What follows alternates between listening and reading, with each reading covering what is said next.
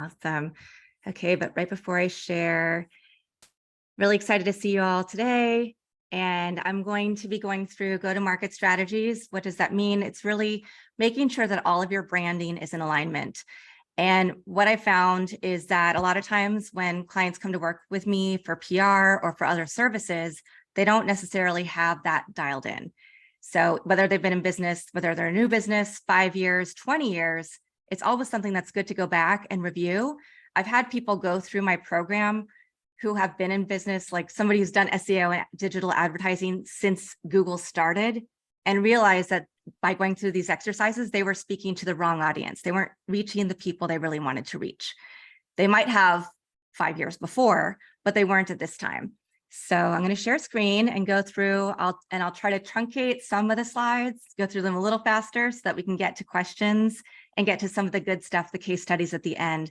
And I'm happy to send this presentation as well, Nate, if you want to send it out, because it has a lot of good stuff that I'm not going to go through. That's at the end, just resources for everybody who's on the call and anybody who's watching this later.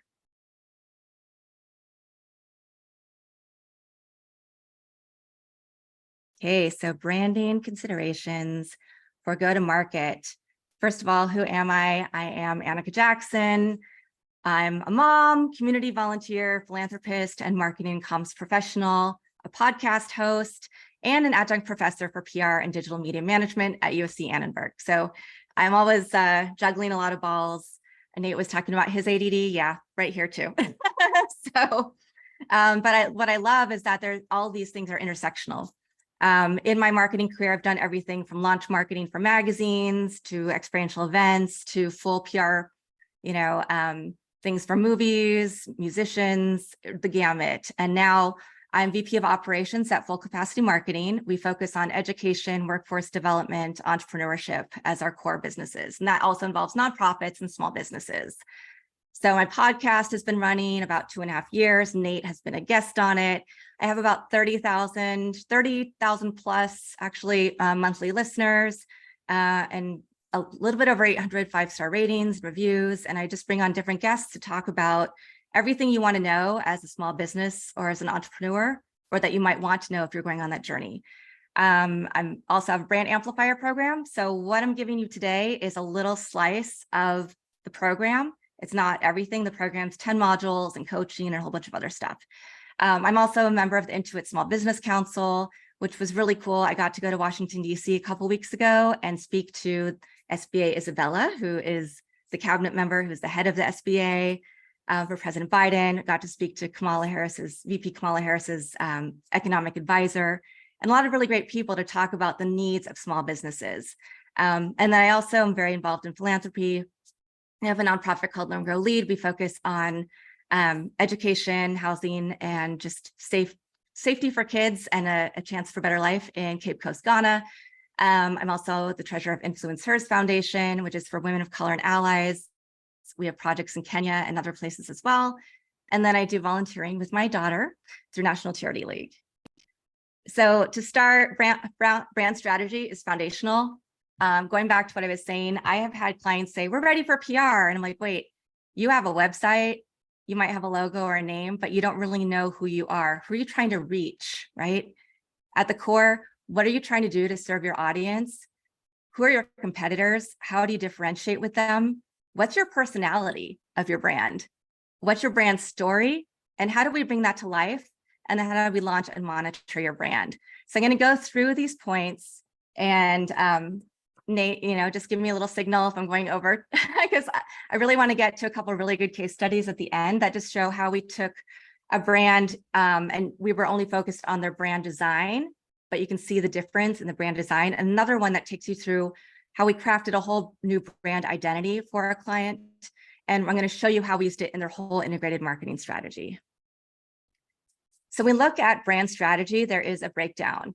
And I know it seems kind of silly, and maybe it's like, oh my God, this is too much work to go through all of these things. But I highly recommend, not only when you start your business, but time and time again, reevaluate these. Make sure that, because I know even for my own business and PR and marketing, I have definitely narrowed down who I'm focused on, what kind of clients I want to work with, who I can work best for, because I figured out, what am I passionate about? Well, I'm going to serve those clients as well.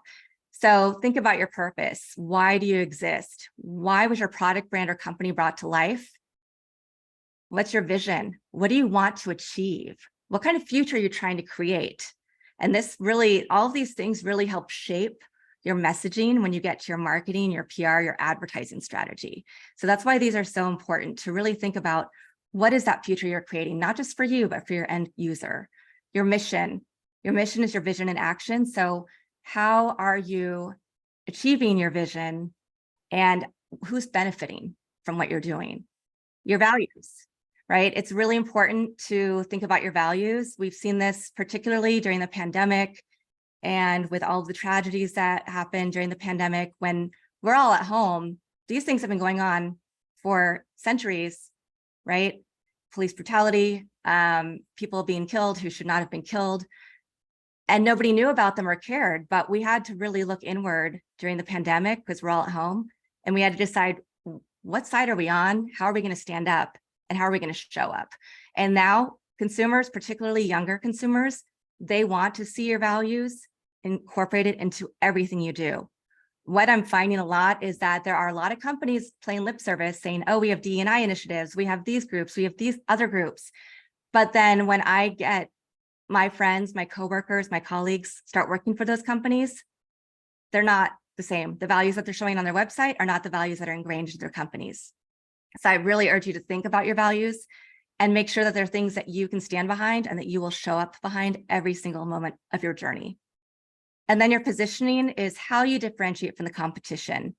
So one of the things that I always do is a huge brand analysis. I do brand sentiment, look at competitors, keywords, to see how your company is showing up against your competitors, so we can see where we can find opportunities and advantages. And this goes to some of the next couple of things that we'll talk about too. So your positioning statement is internal. It's not what you're sharing with the world, but it summarizes your vision, mission, values in one statement while addressing the needs of your target market. And I know I'm going pretty fast, so but this is being recorded, and I want to get through to my case studies, and then I'm happy to answer any questions. So please write down questions if you have them, or put them in the chat. So when you're looking at your brand identity, these are some questions to consider. What can customers always expect from your brand? What are your most important values? What motivates someone to search for a solution like your product or service? A lot of times you have to look at yourself, right? Because a lot of times we're creating companies because we see a hole in the market that's hurting us, and we want to solve that problem. So think about who else that problem is being solved for beyond yourself. What's the most important thing somebody should know when they see you? And what overarching message do you want to tell your audience? What feelings do you want somebody to feel? What do you want to evoke when they experience, whether it's going to your website, your social media, or they're making a purchase from you? How do you want to show up for them? Who are your competitors? And then what sets you apart? So just another way to look at some of the questions that we just went over. When we define your target audience, we're going to look at customer personas. And I have a few slides here that will go more into detail. So I'll go through this pretty quickly. But your customer persona isn't just your demographics. It's not just age, male, female, other, ethnicity, how much money they make, but it really is psychographics also, like what motivates them and what's that experience. And that's a lot of the work we do, particularly in workforce and education, is we'll look at who are the target segments for a program and what's going to motivate people to pick that school over any other school, or that program, or that certification. So an easy way to do this is create multiple personas.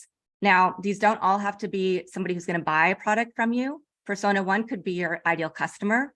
Persona 2 could be a sponsor, donor, or investor, right? Because your messaging and who those people are is going to be slightly different. Persona 3 could be the press, if you're really focused on how do we get some earned media here. So you can look at this different ways, and I recommend having 2 or 3 personas for your customer base, plus looking at, okay, what are my other goals? How am I going to fund this? What message do I need to give to these people? How am I going to speak to the media? What message do I need to get to them? So you want to name the person. And I have my students go through this because I teach branding and PR at USC in the fall to grad students. And so I actually have them do all of these exercises, right? And I have them do it for themselves so that, because we are all brands too. And I feel that when they're getting out of their college journey, if they know who they are and they have this really dialed in to the point of like, even where do they want to work? What are their goals? Who's the hiring manager? That really helps them figure out how to communicate. And so that's why I really recommend really getting in detail with customer personas. So name, age, sex, relationship status, job title, location, salary, budget. But then you get into who are their enemies? Who are they bothered by? Who do they not like, right? Who are their heroes? Who motivates them? Who are their aspirational targets? What do they want to achieve with work? How do they get recognition? How do they get approval? How do they want to seek approval? And what are their social media channels? Because as we know, social media channels are ever changing and each one speaks to different audiences. For instance, if you're targeting a Gen Z or even a millennial, a younger millennial, they don't go like, if I'm doing a search for a how-to video, I go to YouTube. They're not going to YouTube. They're going to TikTok. They're using TikTok as a search engine, not just as a social media channel. And now we're seeing TikTok videos being shown on Google page 1 because Google knows, okay, even though this is our competitor to YouTube, right? This audience is going to come to us to search, and we need to make sure that we're showing them the best searches because we want to provide that value.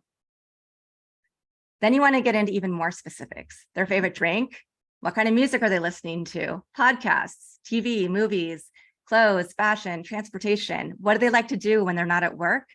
And where do they get their news? What websites would they like? All of these things really help you super dial in on who your target audience is that maps back to your mission, vision, goals, and positioning. Even more, right? What do they secretly want? What are they not telling somebody that they really want to achieve in life or that they really want? And I'm telling you, it doesn't matter if you are a shoe brand, if you are whatever you are, you can really get into the motivations and you can ask these questions and really figure out and hone in on your audience through these questions. Their pain points, how would they hear about your product or company? How does your product or service solve their problem? And what are their hesitations going to be? What would be their barrier to entry? Is it price point? Is it, it could be a number of things. So this is where we then, after we've created all the stuff, we map, and again, this is something I usually offer in a 10+ module course. So, and I don't have all of the modules in here, but I'm just trying to distill it down to the key points for y'all to think about. So when you map the competitive landscape, do a SWOT analysis, time-tested tool, still fantastic, really works. It really shows you your internal, external environments, how you stack up against competition and areas of opportunity. Who are your competitors, right? So when you look at them and you look at their social media, you look at their website, you see what they're offering. How do you make your message different?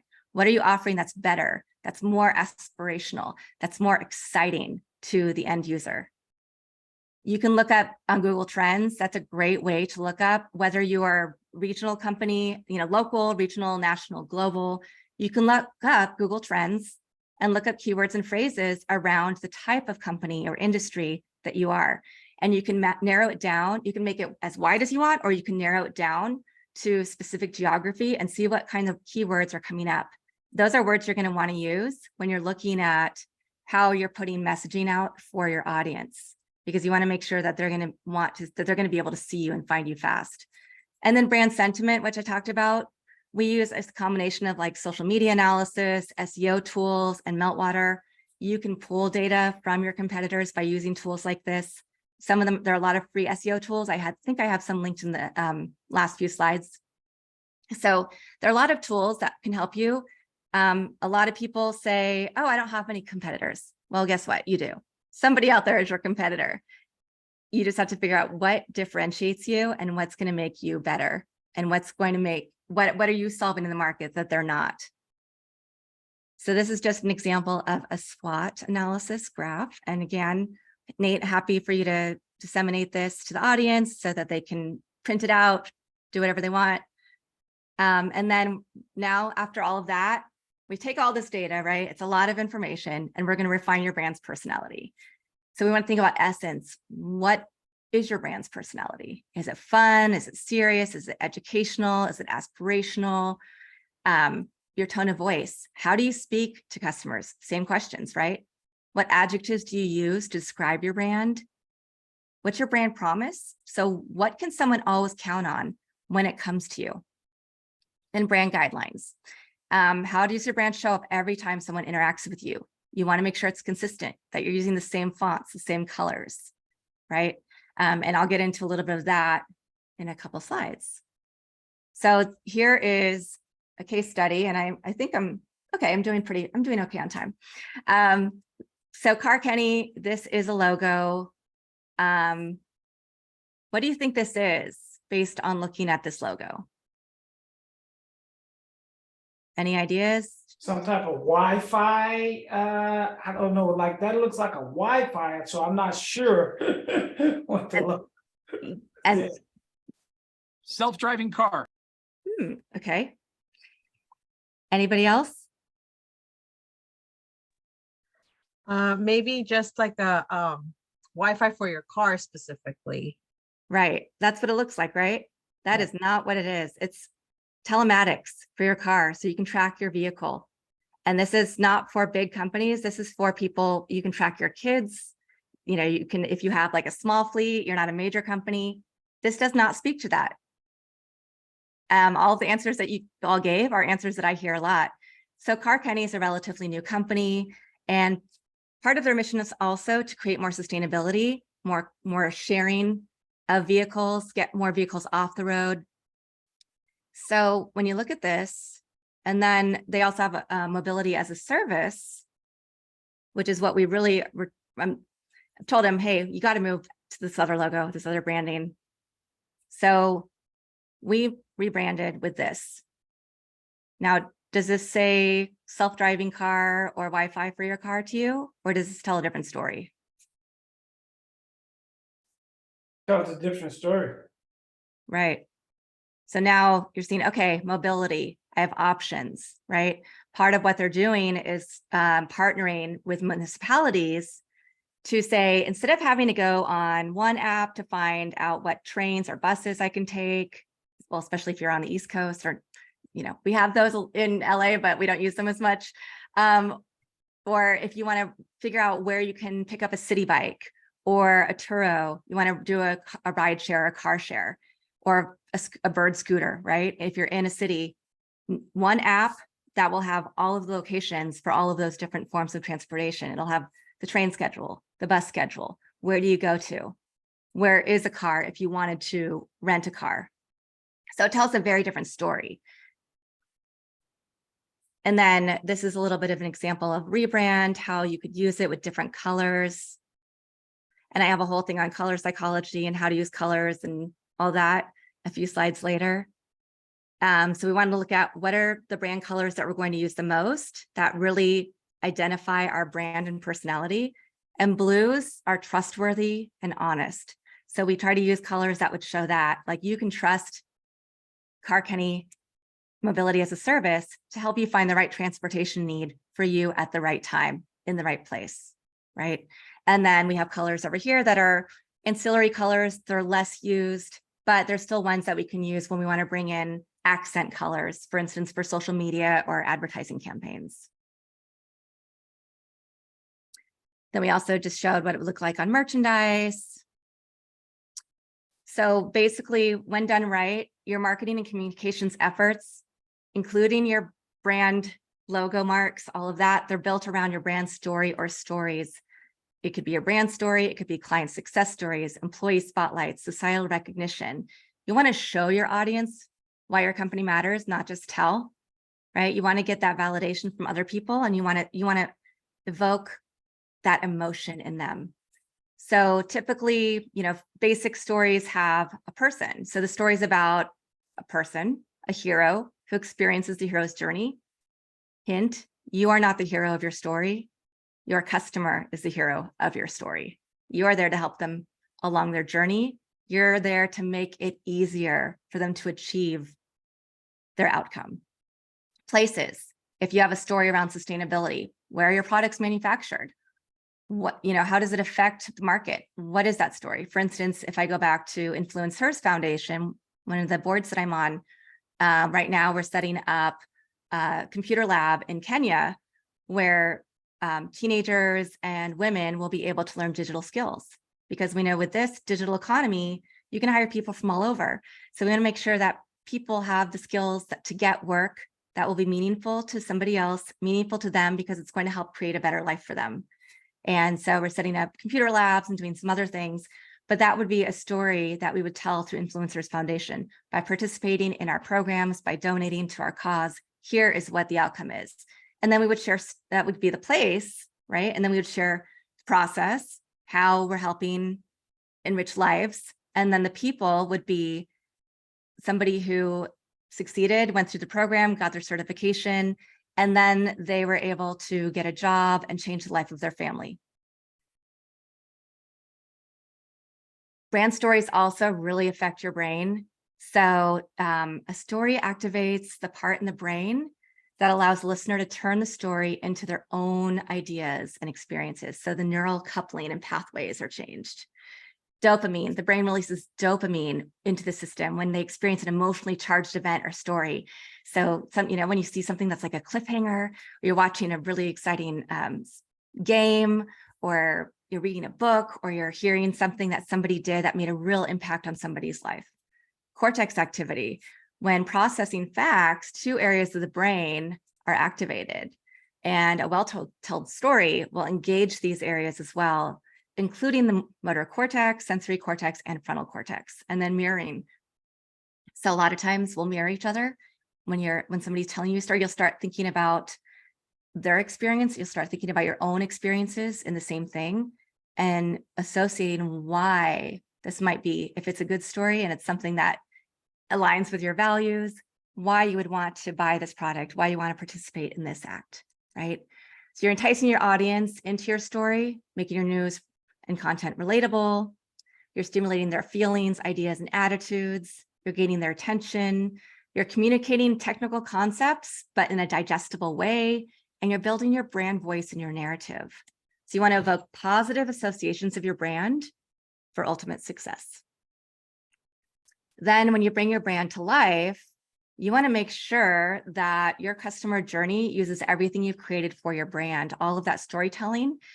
And I won't get too into the technical terms of ad tech and martech, or mad tech, as we like to affectionately call it. But this is where your strategies come in with all of your social media tools and schedulers, your ad, if you're, whether you use Meta or Google or whatever you use to serve ads to your audience. So that is where this comes into play, along with your attribution modeling, which is what are the touch points that people are coming into to learn about your company? And a touch point could be they get an ad, they sign up for your newsletter, they get your newsletter, they go to your website, then they start seeing you on social media, then they start seeing your ads other places. Maybe they see something that you are in the press, right? Those are all touch points that help them create that narrative and go, okay, this is a brand I can trust. So when we look at the PESO model, which is something I love, paid is sponsored content, digital media ads, social media ads, boosted posts, advertorials. Earned media is stakeholder relations, media relations, influencer, blogger, word of mouth. How are people finding out about you? That is third-party validation. Shared is your social media channels, your partnerships, and could be influencer engagement. And then owned, now this is something really important. Owned is the only place that is going to be consistent, right? We see algorithms changing all the time for all the social media channels, but the owned media includes your own case studies, your website, your newsletter list, all of your content, your stories. If all these other things went away tomorrow and all you had was your owned media, would you be able to communicate with your customers? Right? Do you have their information, or does it live in a Facebook group or a LinkedIn group or your followers on social media? You really need to make sure that you have all this information. But now, while we still have all these channels available to us, you want to utilize all of them with that same consistent brand story. So here's a little case study. Workforce Development Board of Contra Costa County is one of our clients. This is their previous branding. Workforce development boards are really good at just telling, okay, here are some things we have going on, but not telling their story, not telling their why, right? So you see, okay, pre-apprenticeship construction training program, placement services, request for proposal, request. So if I were coming and wanted to find out more about the Workforce Development Board, and I wasn't coming to do an RFP, I'd have a little bit of trouble figuring out like laid off, furloughed employee resource webinars at the bottom, skill up. Okay, so career training, again, it's at the bottom. So their why isn't showing. So what we did, oops, the slide did not copy over. Well, we were able to distill points from their strategic plan. Nope. Oh, okay, there it is. Whew. I was a little worried there for a second. We took summary points from their local strategic plan. So they said that they would support economic growth and self-sufficiency for the community. They would ensure equitable access to regional sector pathways. And their target was to support planning with partners, understanding where to invest funding, provide information and trends to partners, job seekers, and companies. They would coordinate core program partners, including adult education, employment services, vocational rehabilitation, and Title I participants. So they would offer service support for all market segments of job seekers, and they would coordinate with state strategic partners. So they would also look at partners to leverage funding. So out of all of this, this is what we came up with for their updated brand story. Our work achieves equitable economic growth for Contra Costa County.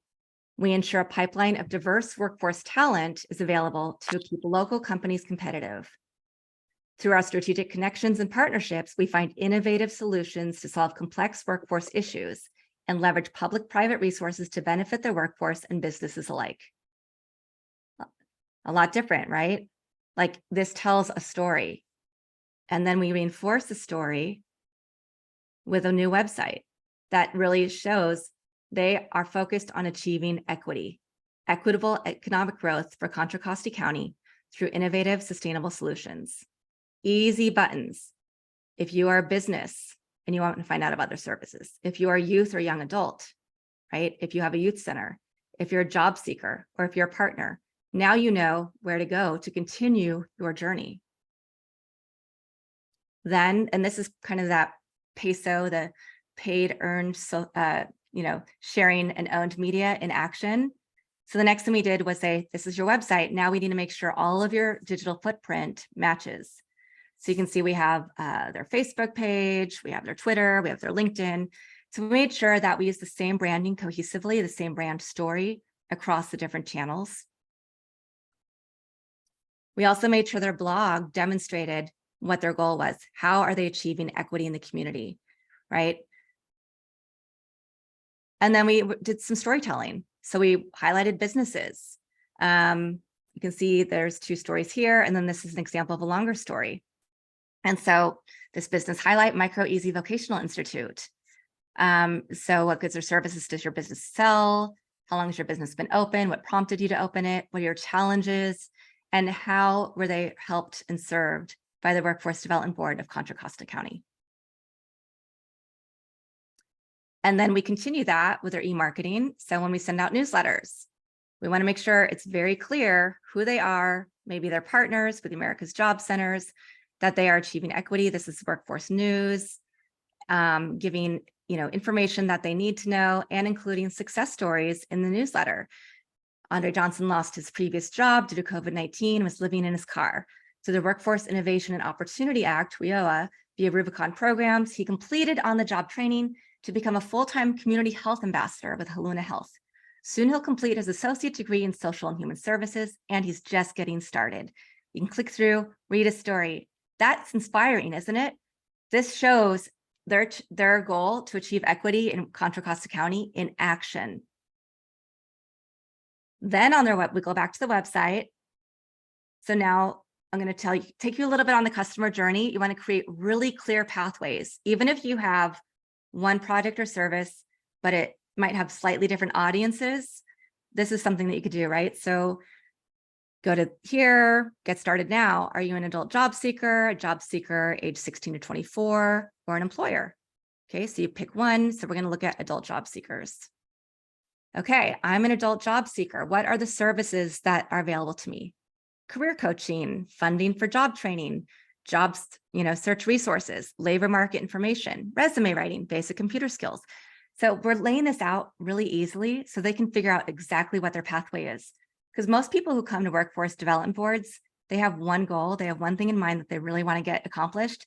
If they can't find it easily on your website and through all of your other initiatives and ways that you're outreaching to them, they're going to leave.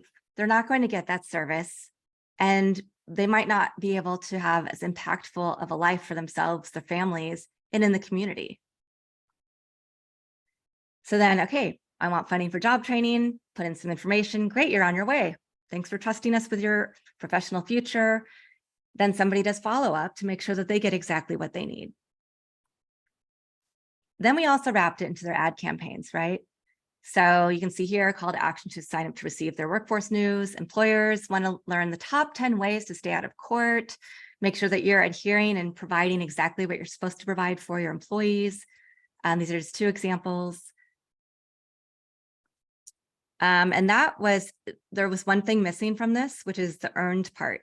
You don't see, we do see some testimonials from people on their website, but we don't have media. We don't have other external validation.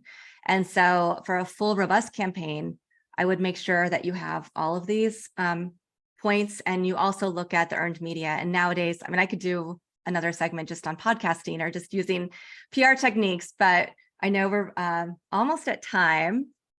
So I just wanted to share, these are some additional resources. These, I'm not going to go through them. They will be in, they'll be in the deck that Nate shares out, but just branding, some easy branding worksheets, earned media.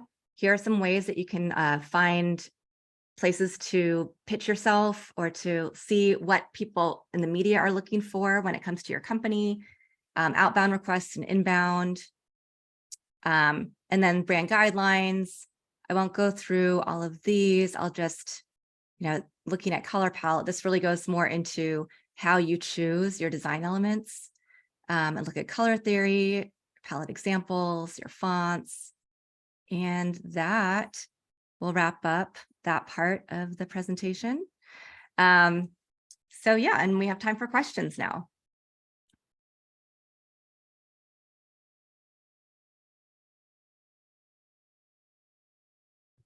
I guess I'll start. Thanks, Norris. You know what? It was so much information, and I took some notes, and I just wanted to find out if I was in the right room. So my company that I started about 9 years ago, I started it based upon a case study. A lot of the students, when you talk to them, you don't know what's sticking. So after years of teaching them, I said, well, you know what? Let me show them what starting a business looks like, right?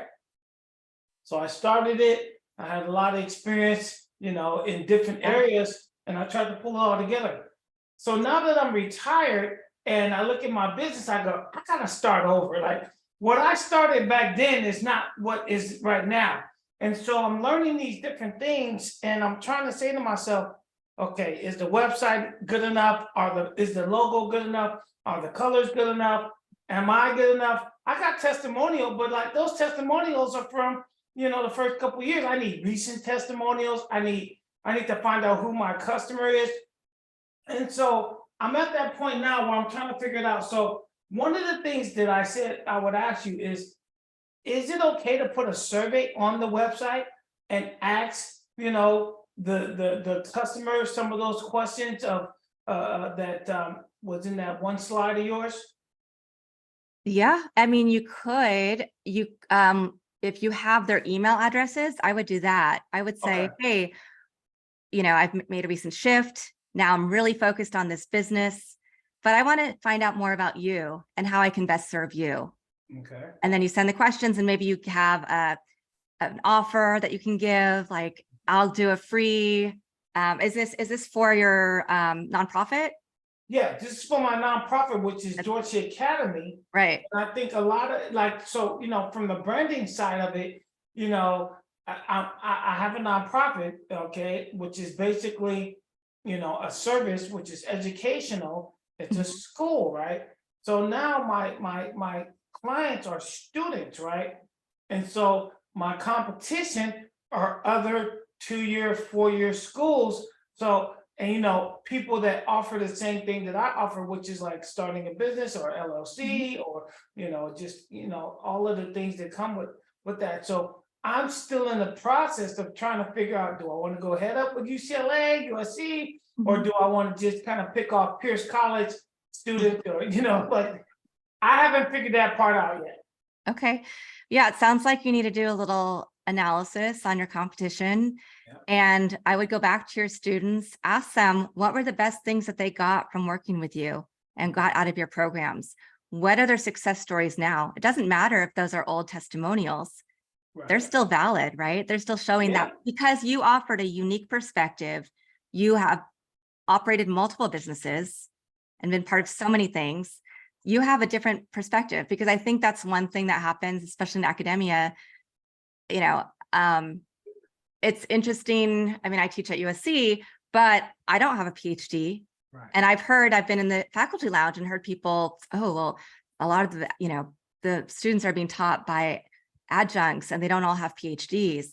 Yeah, because I'm out in the field and I have decades of experience understanding what's actually going on in the market, not just reading about it. Well, you have what's called real world experience, and granted, And that's what you have. And that's Right. what you have. And that is part of your market differentiation. You Mhm. can say, you've started so many different kinds of businesses, because I know you, Yeah. that you can say, hey, I can talk about business and business basics, but I can also help you depending on your industry, because I've worked in academia, I've worked in cannabis, I've worked in this, I've worked in that. You've worked in so many different industries. Yeah. So you have a very unique perspective, and that's something that they won't be able to find at these other schools. Well, it's frowned upon. I was told early on in the process, and I hate to dominate. I don't want to dominate the question. So if anybody else has a question, please jump in. But it's frowned upon to have that kind of diverse experience, to have so many different areas, because then they go, oh, you don't have focus. And I talk to the students all the time, and they go, man, it's great that you have hospitality. It's great that you have cannabis. It's great that you have this and that. And so that's kind of the where I'm at now, right, is defining my personal brand and providing what my authentic self is. That's what I've uncovered, right? That the students love. So I'm trying to figure that part out, right, as I grow it and monetize it, because I think, listen, Stanford, some of the larger schools, Harvard, whatever the case, you're paying because that teacher on the other end has a PhD, they're well published, they're authors or whatever. And I'm going, I can compete with them, but what do I have to sell? And I think that real world out in the field, experience is what I have to sell. And in this day and age, yes, if you're working for somebody else, it can be hard to get a job if you are as varied as all of us are probably. Yeah. But if you're going to be an entrepreneur, you have to know all these things. You have to be flexible. You have to be nimble. I mean, I've had real estate businesses. I've sold books for my daughter's age kids, when I was trying to do stuff with her schools. I've owned a social club, a retail store. I've done a million different things, and I've always come back to kind of PR and marketing, but I also had to use PR and marketing in all of those businesses. And so that's, you're on the right track and you need to keep going with this. So, and that's what I say. The biggest thing I offer to my students is my connections outside of their school, right? My real world experience. And I'm one of the few professors right now who actually says, hey, if you want to schedule office hours to talk through your idea for your capstone project, I'm happy to do that. I'll introduce you to people that I know, because that's what I see as my value. And that's what I'm supposed to be bringing to the table for them. That's something that you bring to the table for your students. I do. Thank you so much. Yeah. Anybody else have any other questions?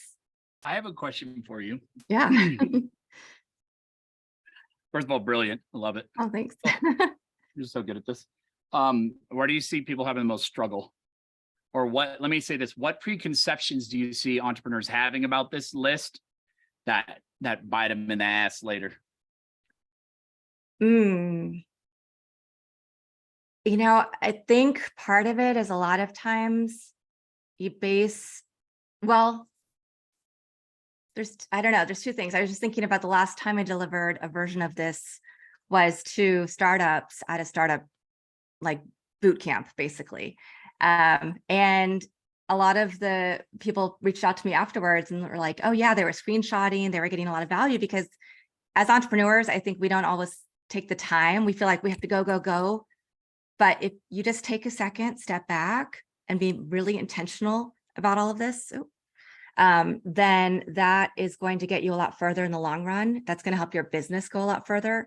So I think that's what it is. We all feel like it's hurry up, hurry up, hurry up, get out in the marketplace before somebody else does. But if you take that time and intentionality, like my brand amplifier program, I developed 3 years ago based on clients coming to me who said, I'm ready for PR. So, okay, let's take a step back. You're not ready for PR.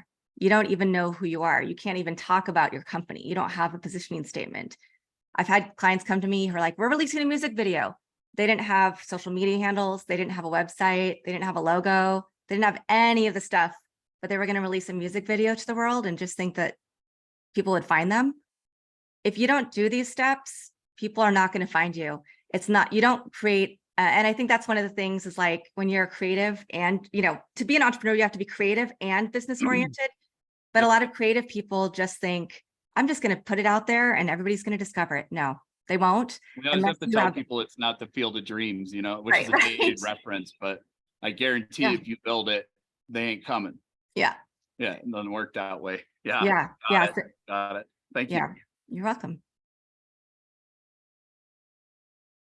One of the things I always tell people is do what you do best and outsource the rest. Yes. Because entrepreneurs, you want to do everything. Hey, listen, I can't do everything. I already know. I know marketing. I know these concepts, but me trying to do them is like irrelevant. I'd rather pay somebody to do it right, get it done, and then we can work together and figure it all out. But knowing half the things and knowing what my weaknesses are, that's part of the uncovering and discovery of me, right? I know I can come up with ideas. I come up with names of businesses all the time. Yeah. But and I can help people start companies, but I also know that if I put too much on my plate, I'm no good to nobody. Right. And that's what the first 17 years of teaching told me. I was taking on the stress of everybody else and not actually taking care of myself and just figuring out like what fills me back up, because you got to know that as an entrepreneur, what fills you back up, where do you find smiles and just the activities that you do to make you feel good about yourself. So yeah, well, and you're really hitting the nail on the head. You figure out what your zone of genius is and lean into that. Yeah, like I have a my podcast. Before this podcast, I had a radio show and Facebook show in Houston. From like 2016 to 2019. Then I moved back to LA. Then two clients asked me to host podcasts for them. So I did that. And then I was like, they don't really have budget to do this the right way. You can't just release one episode a month. So I said, okay, I'm going to do my own. So I started doing my own and I shifted what that podcast was. First, I was like, I'm only going to have PR people. I'm going to ask 5 questions. It's going to be less than 27 minutes because that was the average drive time for a commuter at the time. And that really wasn't serving. It wasn't feeling authentic to me. So then I expanded it. I expanded the kind of guests I brought on. I expanded how long it was. And I slowly built it up where now I'm doing 2 episodes a week. I have a waiting list. Like I think people are now booking in February. So and it also helped me with my SEO. It helped more people find me, right? It helps my brand authority. It helps my guests' brand authority. It's done a lot of really good things and I get to meet really incredible people. So it's hitting, even though I'm not monetizing yet, I see where it's going. And now I found like the right editors to do it, the right social media person, because I'm in marketing, but I don't have time to do all my own social media and all these things. And I can't afford to pay somebody a lot of, tons of money to do it. You have to find the people that will work for you, work with you, and that you can really build up your team. And I know that, another couple months, I'm not going to be at 32,000 listeners. I'll be at 50,000, 60,000 listeners a month or even more, because I'll have had the time to put the right team together, to have them do the work so that I can do the things that I need to do to make that happen. So Well, yeah, you just- have to lean in. Like it's the same thing I tell people, social media channels, don't focus on all of them at once. Reserve your name on every single one, but focus on where your core audience is first, and then you can build up the other ones later. So while I'm thinking about it, is your contact still the same? yes, that will get to me. Yeah. It'll I'm just redirect- making sure, because I'm gonna call you offline, so I just want to make sure. Yeah. So, Yeah, and we're on LinkedIn as well. So yeah. Karen, Michelle, any questions, thoughts? Anything I didn't cover that you'd like to know more about in the next couple minutes? Can you hear me? Yes. I'm sorry to have my camera off. I'm having to cook for a dinner party, so I didn't think you wanted to see all that. I think you're fantastic and really hit the nail on the head on so many things. I guess more than a question, my comment was, I thought it was really ingenious how you redesign those murky brand kind of identities and pop them up there. I guess one comment I would like to make is, and I think you've reiterated this, is that I think it's why I'm working with Nate, is I think it's so good, even if you have a good marketing eye, that you get out of the way of your own marketing and let somebody else do it for you. So do you have any kind of like support for that idea of like, you can know a lot, but sometimes you get in your own way and you need an outside looking in perspective on your brand? Yeah, always. Yeah. Always. That's why, you can do testing. That's why it's good to get other people and step away from it for a little bit, refresh. Nate, were you going to say something else? No? Okay. Yeah. And I have great people that, I know I'm not always going to be the right person to work with somebody, or my team isn't, but I have a whole bunch of other people that might be the right person. And so I feel like there's more than enough for everybody, and we have to work together because that only helps us all get better. So yeah, I 100% agree with that. And looking at, again, so you might see the color wheel and color psychology, and somebody's trying to say, you need to use this color because it evokes blah, blah, blah. But if that color isn't a color that resonates with you, it's a color that you don't ever wear, that you hate, you don't look good in it, you don't want it to be part of your logo, don't use that color, right? So that's where you have to like take all of these concepts, but you also have to make sure it's personalized and that it's something that you're going to feel good standing behind.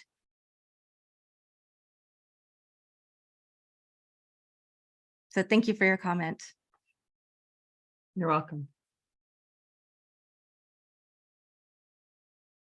Anyone else? Karen?